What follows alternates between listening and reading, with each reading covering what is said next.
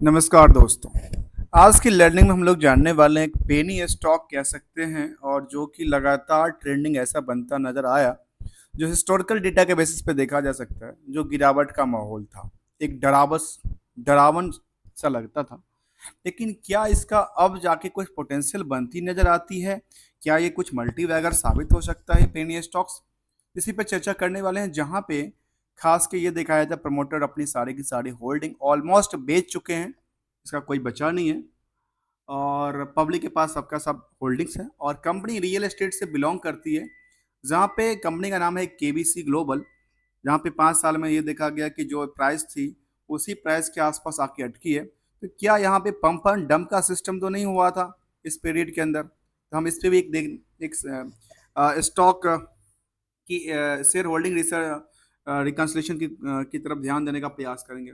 साथ में इसका देखा जाए पिछले 1 साल से क्या मूवमेंट है। 1 साल से लगातार एक गिरने का माहौल था, लेकिन क्या अब सस्टेन करती है? क्योंकि इस तरह के और भी कई दफ़ा इसमें स्टॉक में जंप आ चुकी थी। लेकिन फिलहाल क्या नज़र आती है, उसको ट्रेंडिंग देखा जाए फिलहाल 1 महीने से लगातार एक जंप करती नज़र आती है। और 1 महीने में देखा जा सकता है स्टॉक को।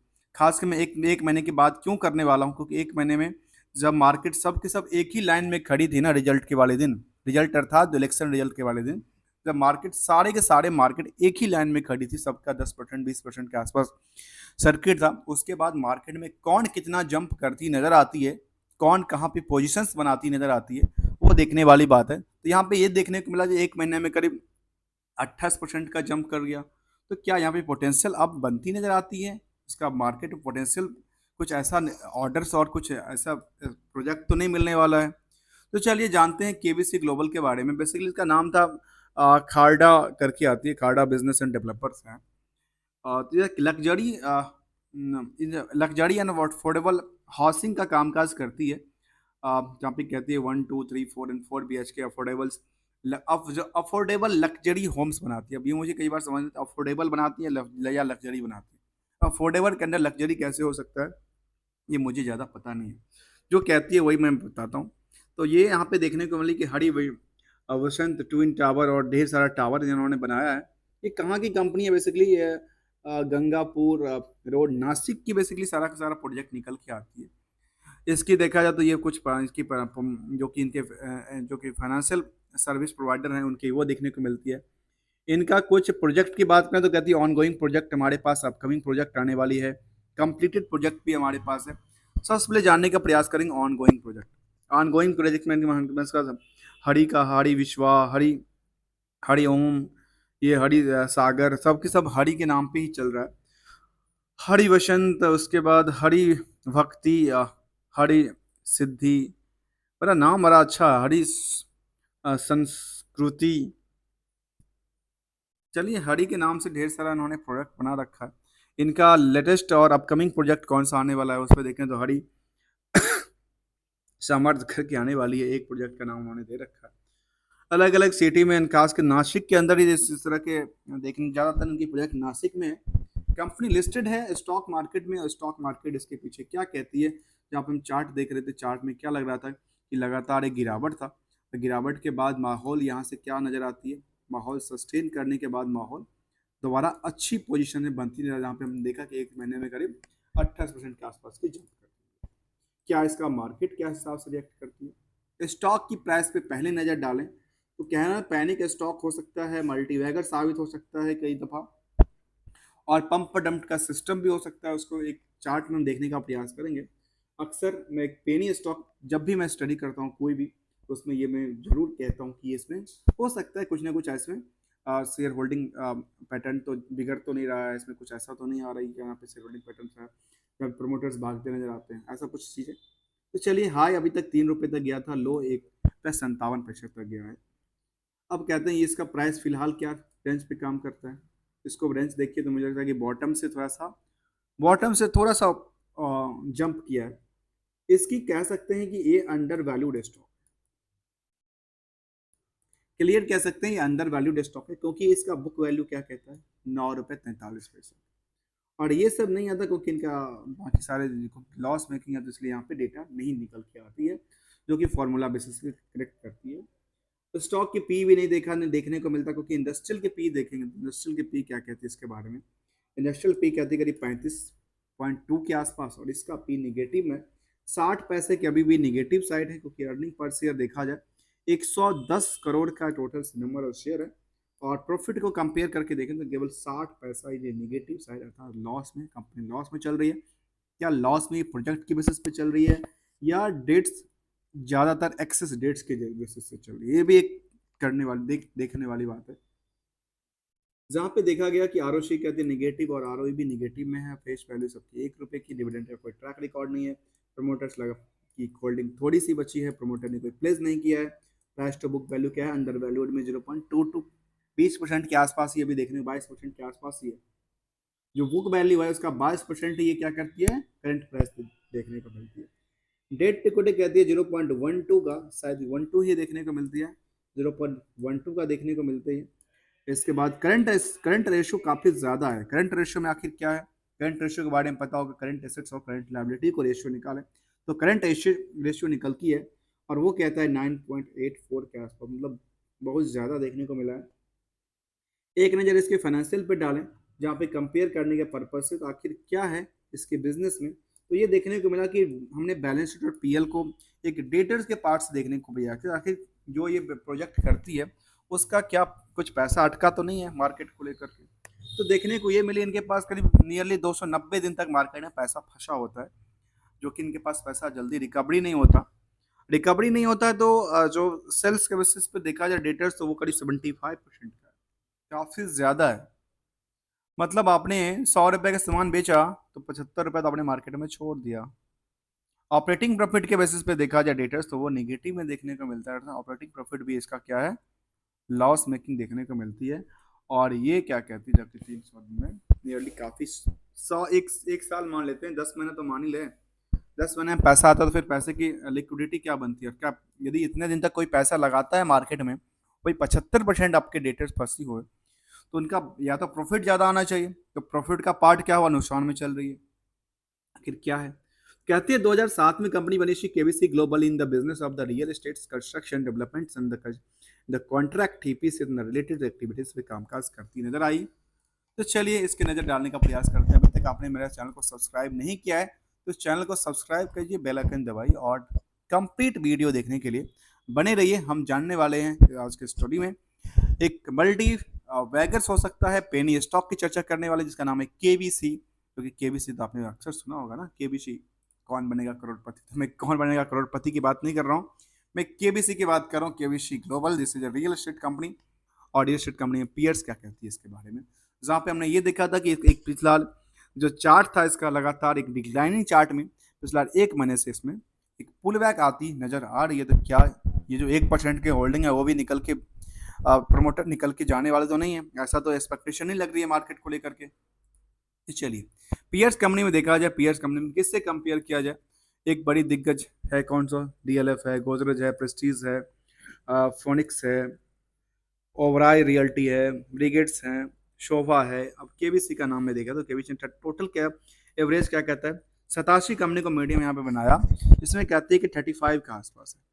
उस 35 में कोई फॉल नहीं करता, केवल एक को छोड़ के, इसका नाम है ओवराई रियल्टी।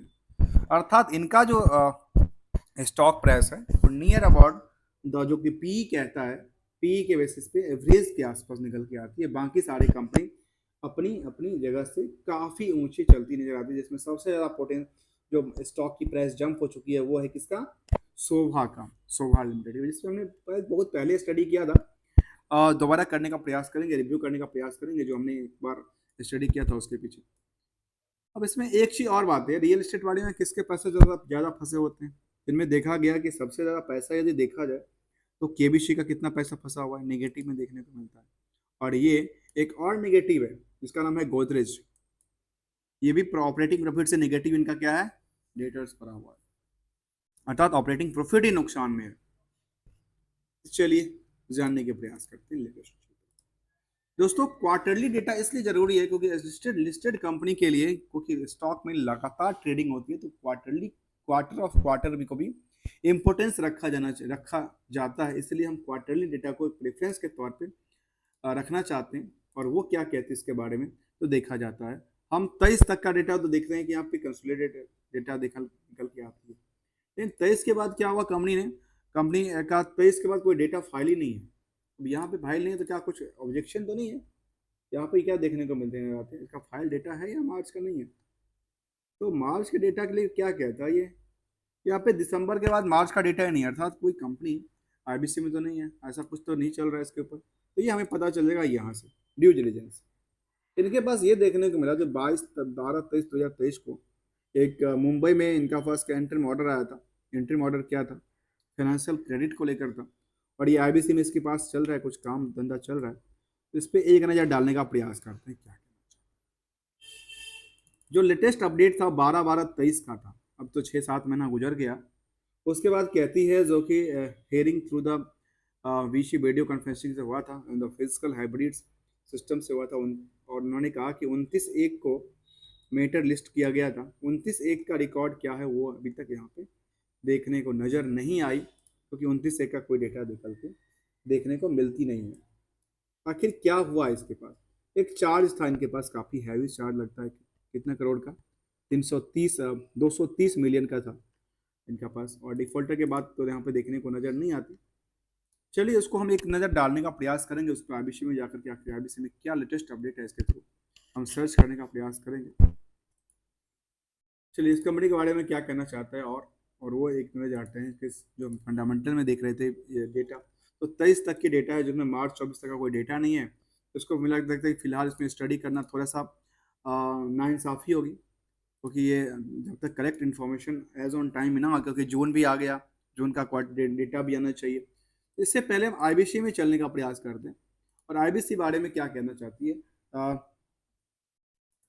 आईबीसी में चलते हैं और आईबीसी इसके बारे में क्या कहती है। इसमें सर्च करेंगे हम लोग इस कंपनी को लेकर के आखिर क्या कुछ ऐसा चल तो नहीं रहा है आईबीसी के अंदर जहाँ पे इसको कुछ निकल के आई, जहाँ पे देखा जा सकता है कुछ ऐसी information intimation of publications corporate process में देखने का प्रयास करते हैं आखिर क्या है इसके पास, जो क्या कुछ अपडेट तो नहीं है इसके प्रति। और कंपनी का जो नंबर है वो नाम है KBC। यहाँ पे KBC तो देखने को नहीं मिलता नज़र आता है।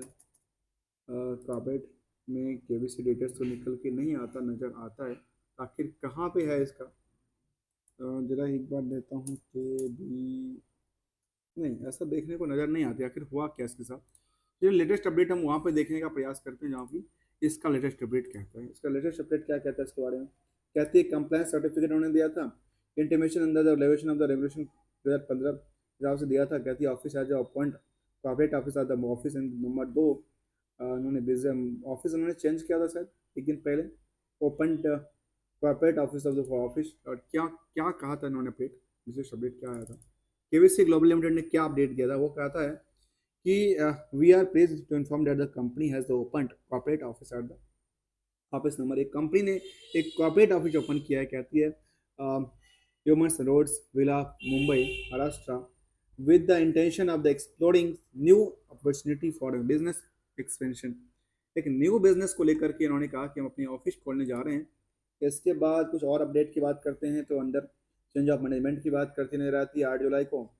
और कुछ और रेगुलेशन की तो उन्होंने 8 जुलाई को कहा कि handling over the procession of the 10 unit from the on going residential project to the company.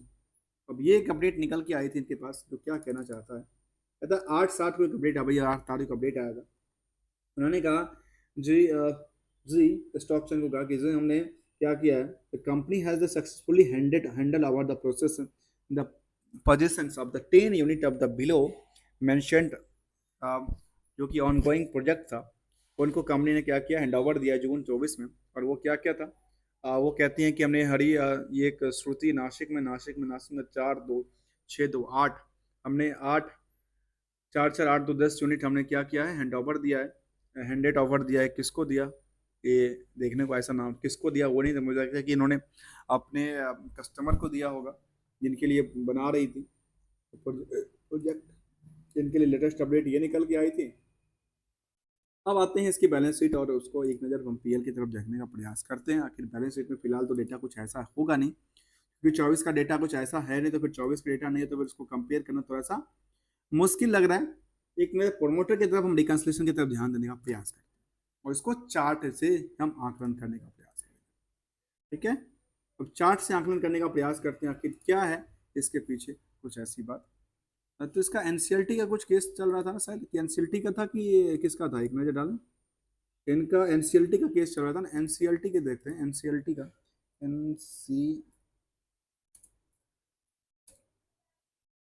NCLT का केस सर्च करने का प्रयास करते हैं और वो सर्च केस देखते हैं क्या है इसके प्रति। और एनसीईआरटी में कुछ ऐसा इन्फॉर्मेशन तो नहीं है। हम बेंच की बात नहीं करने वाले हैं, कोई केस की बात नहीं करने वाले हैं। केस पार्टी वाइज, पार्टी के नाम ले लेते हैं केवल और केवल। और पार्टी के नाम में हम क्या लेने वाले हैं, पार्टी के नाम डालते हैं KBC और यहाँ पे डालते हैं 9799। ये कहता है बेंच तो जरूरी है। अब किस बेंच, इसका मुंबई बेंच में चल रहा था ना, अर्लियर अबाउट द किस बेंच में चल रहे थे इनके केस, इनकी केस चल रही थी मुंबई बेंच में। तो हम चलते हैं मुंबई बेंच में और मुंबई बेंच में जाने के बाद हम सर्च करते हैं पार्टी रिस्पोंडेंट पिटिशनर्स। रिस्पोंडेंट में गए, KBC में दे गए, केस की ईयर को मुझे पता नहीं है क्या कब का है, लेकिन केस का ईयर तो यहाँ चाहिए। और तो फिर इसको हम ज़्यादा सर्च नहीं कर पाएंगे, केस कब का था इसका। केस इसका है नियर अबाउट द 23 का केस है ना। चलिए हम 23 का केस को एक नजर डालने का प्रयास करते हैं। 2023 का 23 का केस डालने का प्रयास करें और 23 के केस में क्या निकल के आती है। कुछ सर्च होता है तो अच्छी बात है। यहाँ पे निकल के आती है कि KBC का कुछ ऐसा इन्फॉर्मेशन कहते हैं इंडो KBC कुछ इन्फॉर्मेशन नहीं आती है ना बिल्कुल भी। यहाँ पे KBC के अलावा कुछ और ढेर सारे कंपनी निकल के आती है। KBC ग्लोबल राइट आ चुकी है अभी 23 में, फिर उन्होंने 24 में देखने को मिला किसका पास, श्री श्रीनाथ डेवलपर्स और इंडो ग्लोबल की बात करती है। इसके बाद KBC की एक ही केस देखने को मिलती है यहाँ मुंबई ब्रांच के अंदर, ये 15/6/23 को पेंडिंग था और पेंडिंग है देखने को मिलती नजर आती है। इसके बाद कुछ और हिस्टोरिकल इन्फॉर्मेशन यहाँ पे मिल जाए तो मुझे लगता है कि अच्छा होगा। लिस्टिंग ऑर्डर आया था, ऑल पार्टीज की बात करती नजर आई। इनकी लिस्टिंग ऑर्डर कब आया था, 21/5/24 को हुआ था, व्यू PDF।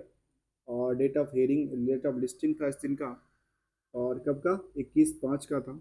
और 21/5 में ऑर्डर क्या आया था इसके प्रति, उन्होंने ऑर्डर कुछ दिया था, कहती है हेयरिंग थ्रू द विश की 12/7 को इसके लिए एक ऑर्डर होने वाला था, जो कि आज इसमें क्या कह सकते हैं, एक ध्यान रखने वाली बात है इसके ऊपर। जब 12/7/24 को इसके ऊपर एक ऑर्डर आने वाला है, जो है आज की हेयरिंग चल रही है इसके ऊपर, पर्सनल डिफिकल्टीज लिस्ट अंडर 12/7/24 को लिस्टिंग हुआ था। और आज की इसका एक टाइम रहेगा जहाँ पे इसका कुछ लेटेस्ट अपडेट आ सकता है इस कंपनी को लेकर के।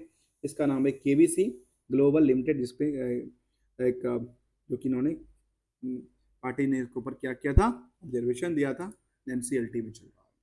चलिए इसको हमने जान लिया और उसके बाद चलने का प्रयास करते हैं रिकंसिलेशन पार्ट में, जहाँ पे शेयर होल्डिंग पैटर्न के रिकंसिलेशन करते हैं। क्या शेयर होल्डर प्राइस बढ़ा के मार्केट से निकल तो नहीं रहे। चलिए ईयरली डेटा कहते हैं।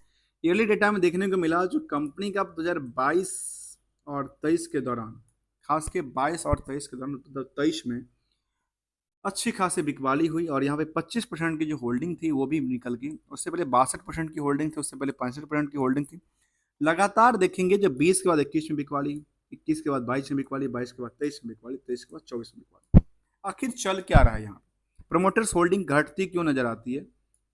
उसके बाद सबके सब पब्लिक है, यहाँ पे कोई DI कोई FI नहीं है। तो आखिर क्या हुआ यहाँ, सबसे पहले सबसे ज़्यादा कहाँ पे उन्होंने बिकवाली किया है, बिकवाली किया है इस साल में 2021-22 में इन्होंने बिकवाली किया। और 21-22 के चार्ट में हम देखने का प्रयास करते हैं आखिर क्या है इस स्टॉक को लेकर के 21-22 में। चलिए हम आगे 21-22 में चलते हैं और 21-22 में देखने का प्रयास करते हैं। देखिए देखिए मैंने करेक्टली मैं आ गया हूँ 21-22 में। 21-22 का डेटा क्या कहता है इसके बारे में, जहाँ पे एक क्लियरिटी के साथ दिख सकता है जब आज के प्रमोटर ने बिकवाली किया तो आखिर गया कहाँ। तो ये 21-22 में देखिए 21 में स्टार्ट होती है और ये टाइम फ्रेम कब का है, मार्च 22। 21-22 में आखिर ऐसा क्या था जो मार्केट में लगातार एक इतनी सारी लंबी जंप हुई और जंप के बाद मार्केट सीधे स्विंग करती, मतलब स्विंग का मतलब क्या होता है, स्लिप करती नजर आती। एक गिरावट का माहौल और डर सा लगता कि माहौल मार्केट में पूरा का पूरा डर फैल गया, जो इसको लेकर के यहाँ पे लगता है कि इन्वेस्टर ने, जो कि शेयर होल्डर था, यहाँ पे आकर उन्होंने बिकवाली किया। बिकवाली के बाद मार्केट लगातार गिरती गई, और गिरती गिरती मार्केट अब जाके लगती है क्या मार्केट सुधरती नजर आती है यहाँ पे आकर के। तो देखिए मार्केट में सुधरने का कुछ नाम है, सुधरने का नाम तो निकल के आता है कब, अब जाके निकल के आता है जहाँ पे फिलहाल हम किस टाइम फ्रेम से ले रहे हैं। मार्केट जब गिरी थी पूरा पूरा एक लाइन में आके खड़ी हुई थी, उस लाइन से हम लेने का प्रयास करते हैं जून से, के साथ वहां से मार्केट में पुल बैक आई है। और ये जो प्रमोटर्स थे, प्रमोटर्स में जो कि नरेश और ये सब प्रमोटर्स थे, उन्होंने बिकवाली करके निकले। तो फिर क्वार्टरली डेटा क्या कहती है इसके बारे में।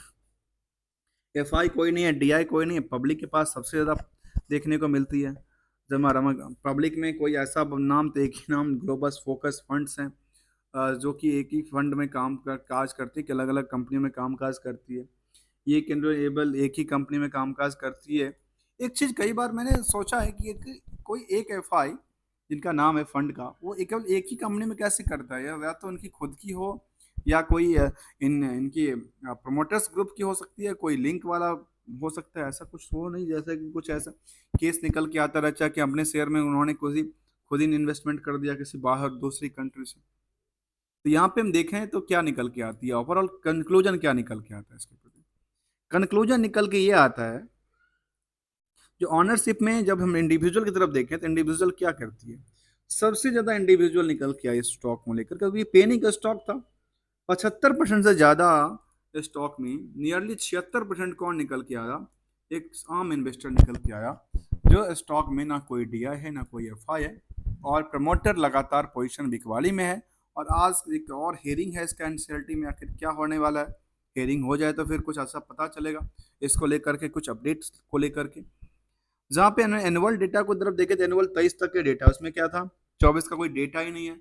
अर्थात मुझे लगता है कहीं कुछ इसके ऊपर अपडेट होने वाला है, जहाँ पे हो सकता है कंपनी एनसीएलटी में बड़ी से मामला चल रही है, वो कहीं या तो शिफ्ट करने वाली है ऐसे कुछ इन्फॉर्मेशन।